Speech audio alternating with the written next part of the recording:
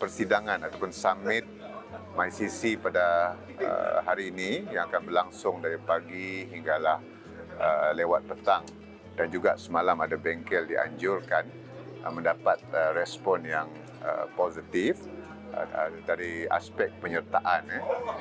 Bukan hanya kita mendapat speakers daripada industri tempatan, tetapi juga kita dapat mendatangkan notable speakers daripada luar negara. Ada 9 agensi luar negara yang terlibat, khususnya agensi-agensi kawal selia berkaitan persaingan yang menjadi rakan strategik kepada MyCC.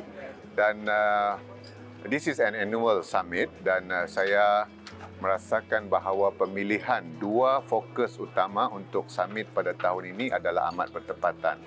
Iaitu pertama, kita membincangkan tentang isu bid rigging ataupun isu kartel tipuan bidar.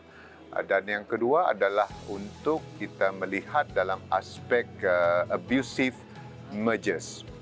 Bagaimana kita mendapatkan pandangan daripada best practices daripada negara-negara lain yang telah juga merintis usaha bagi memacu persaingan yang sehat dan juga meningkatkan integriti dalam pasaran.